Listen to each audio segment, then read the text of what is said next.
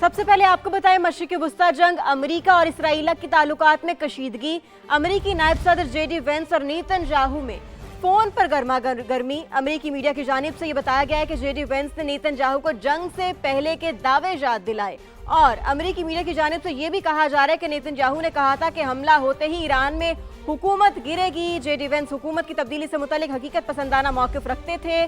Trump ने जंग के खात्मे का मिशन जेडी वेंस को सौंप दिया है। अमेरिकी मीडिया की जानिब से यह रिपोर्ट किया जा रहा है।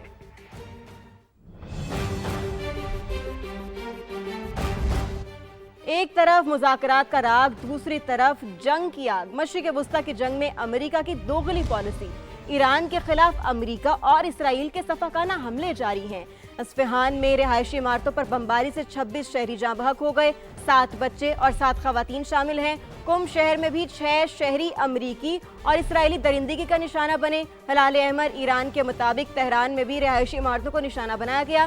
कई अफराद मलबे तले दब गए। 4 हफ्तों से जारी जंग में 1937 ईरानी जाँ बहक हो चुके हैं। ईरान के भी मुंह तोड़ जवाबी हमले, इसराइल पर मिसाइल दाग दिए। कुवैत, बहरीन और कतर में भी अमरीकी तंसीबात को निशाना बनाया। पास दौरान इनकलाब ने बगैर इजाजत आबना हुर्मस अबूर करने की कोशिश करने पर एक बहरी जहाज को निशाना बनाया। सऊदी वजारत दिफा के मुताबिक दारुल हुकूमत रियाज पर 6 मिसाइल दागे गए, 2 को फजा में तबाह किया गया, 4 गैर आबाद इलाके में गिरे, कोई जानी नुकसान नहीं हुआ।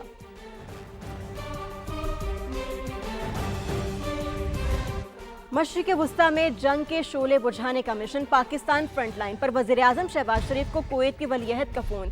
वज़ीर आज़म ने एक बार फिर कुवैत पर हमलों की शदीद मजम्मत की।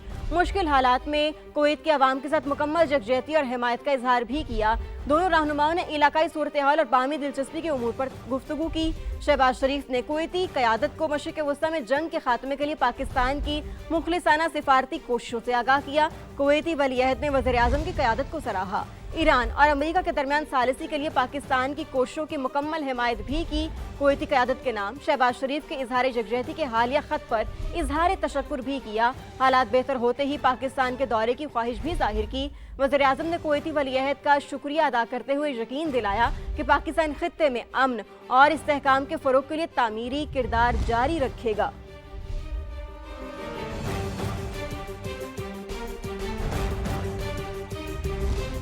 दूसरी जानिब नायब वज़ीर आज़म इसहाक डार और चीनी वज़ीर ख़ारजा का राबता। सोशल मीडिया पर पैगाम में इसहाक डार ने बताया, अपने दोस्त चीन के वज़ीर ख़ारजा से फ़ोन पर बात हुई। खित्ते में कशीदगी में कमी के लिए तमाम कोशिशों की हिमायत पर इत्तेफाक किया गया। मुज़ाकरात की बहाली, शहरियों के तहफ़्फ़ुज़ और रास्तों की सिक्योरिटी पर भी इत्तेफाक किया गया। इसहाक डार ने मज़ीद बताया कि चीन ने पाकिस्तान की कोशिशों की तारीफ़ की और अपनी मुकम्मल हिमायत से आगाह किया। गुफ्तगू में इत्तेफाक किया गया कि तनाज़ात, मुज़ाकरात और सिफारतकारी से हल करने की कोशिशें जारी रखी जाएँ।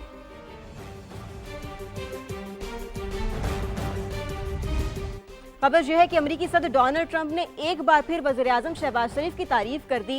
व्हाइट हाउस में मीडिया से गुफ्तगू करते हुए सदर ट्रंप ने कहा, पाकिस्तान के वज़ीर आज़म शहबाज शरीफ बहुत अच्छे इंसान हैं। उन्होंने कहा कि मैंने एक ऐसा मसला हल किया जिससे 1 करोड़ इंसानों की जान बच गई।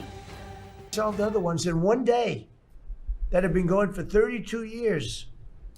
We stopped one that was starting. It was already started. India and Pakistan, and the Prime Minister of Pakistan, a very fine gentleman, said President Trump solved something that was going to cost 10 million lives. That was going to cost a lot of lives, 2 nuclear nations. And those were complicated, but we got them done quickly. Iran के सदर मसूद पज़ेश्कियान ने शदीद खतरात के बावजूद Tehran की मार्केटों का दौरा किया। शहरियों से रोज़मर्रा के मामलात से मुतल्लिक दरियाफ्त किया। ईरानी हुकाम ने सदर मसूद पज़ेश्कियान को ताज़ा तरीन सूरत हाल से आगाह किया। शहरियों ने सदर के साथ तस्वीर भी बनवाई।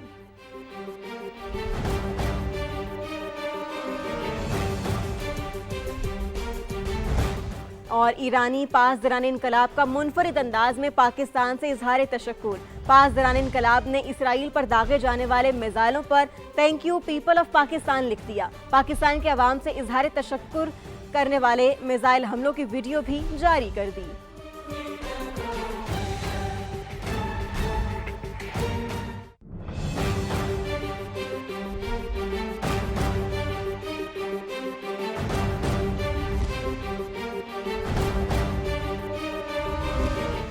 आगे बढ़ें और आपको बताएं कि तवानाई बहरान से निपटने के लिए अहम इकदाम। मोबाइल एप्लीकेशन के जरिए सब्सिडी देने का फैसला।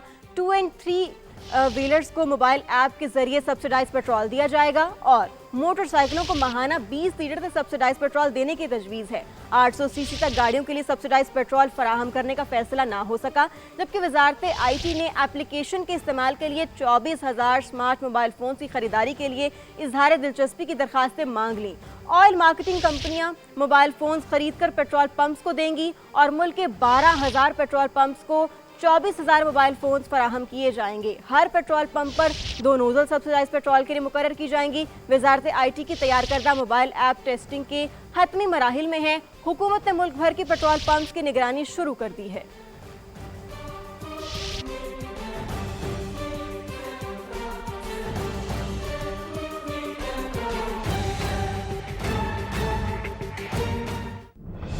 दीगर खबरें शामिल करते हुए आपको बताएं कि FPCCI और एप्टमा ने GSP प्लस स्टेटस के हवाले से चलने वाले बयानात की मजम्मत कर दी।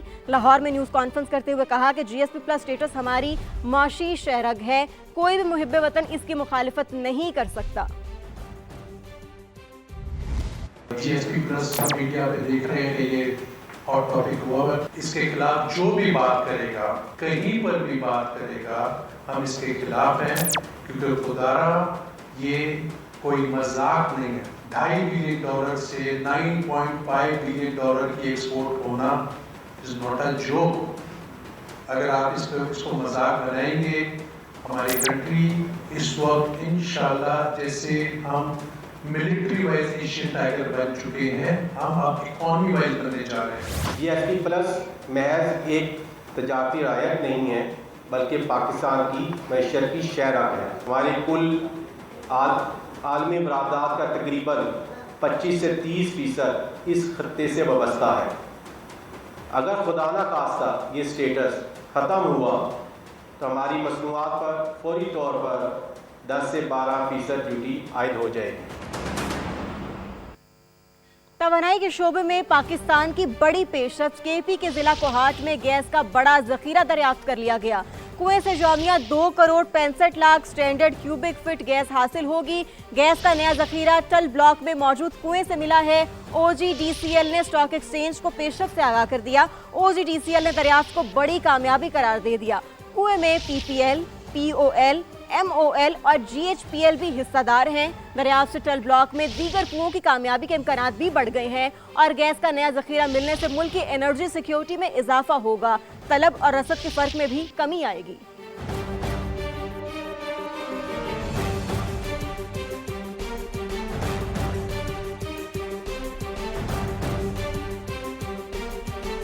अब आपको बताएं कि ट्रांसशिपमेंट के फरोग के लिए हुकूमत पाकिस्तान के खुसूसी इकदाम। हुकूमत का बंदरगाहों के मजमूई गुंजाइश में इजाफे का फैसला। कराची पोर्ट पर 8,000 कंटेनर्स की आमद, 3,500 रवाना। कराची पोर्ट पर 4,500, पोर्ट कासिम पर 3,485 कंटेनर्स मौजूद। कवानीन में नरमी के बायस कार्गो हैंडलिंग में गैर मामूली इजाफा। हुकूमत की SRO के जरिए ट्रांसशिपमेंट के कवायद में तरमीम ऑफ डॉक्यूमेंटेंट पर कंटेनर्स की गुंजाइश 60,000 तक बढ़ा दी गई है। और आपको बताएं कि ट्रांसशिपमेंट के फरोग के लिए हुकूमत पाकिस्तान के खुसूसी इकदामात। हुकूमत का बंदरगाहों की मजमूई गुंजाइश में इजाफे का फैसला। कराची पोर्ट पर 8,000 कंटेनर्स की आमद, 3,500 रवाना।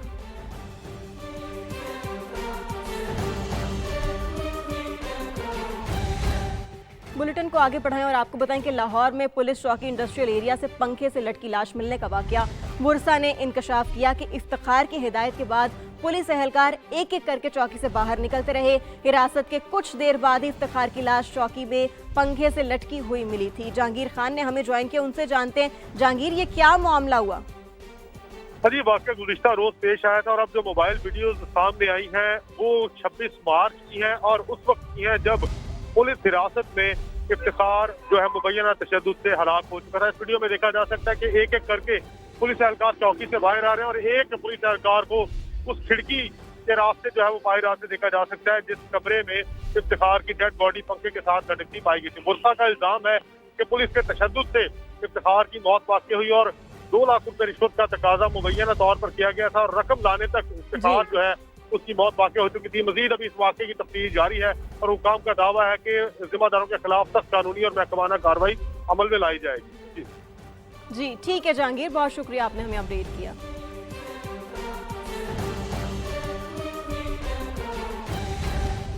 अब आपको बताएं कराची से खबर दें, जहां गुलिस्तान जौहर पुल पर मोटरसाइकिल सवार मुल्जिमान को लेने के देने पड़ गए। शहरी की फायरिंग से 2 मुबैना डाकू हलाक और साथी फरार हो गया। मजीद जानते हैं शाहनवाज अली से। जी शाहनवाज, ओवर टू यू। देखिए, मैं इस वक्त जौहर ब्रिज पे मौजूद हूँ, जहाँ आज दोपहर में एक बहादुर शहरी ने 2 डाकुओं को फायरिंग करके जो है हलाक किया और अपना जो सामान है वो बचाने की कोशिश की। शहरी कार में सवार था जिसका नाम जो है अब्दुल गफ्फार है। अब्दुल गफ्फार ने लूटने के बाद जो है डाकुओं का पीछा किया और इस ब्रिज के बिल्कुल सेंटर में पहुंचकर जो है अब्दुल गफ्फार ने कार से अपने 2 मोटरसाइकिल सवारों को टक्कर मारी, जिसमें से एक जो है मुलजिम फरार होने में कामयाब हो गया, जबकि 2 मुल्जिमान की जानिब से जो है शहरी पर फायरिंग की गई। शहरी के पास भी असला मौजूद था और शहरी ने अपने ज़ाती असले से जो है डाकू पे फायरिंग की, जो इस वक्त जख्मी हो गए और अस्पताल पहुंचकर दम तोड़ गए। पुलिस की जानिब से बताया जा रहा है कि शहरी जो है एक निजी फूड कंपनी के अंदर मैनेजर है और उसके पास जो असला है उसका ज़ाती असला है और उसका जो मोबाइल फ़ोन और दीगर जो सामान है वो मुल्जिमान का जो तीसरा साथी फरार हुआ है वो रक्शे में बैठकर जो है वहाँ से चला गया है।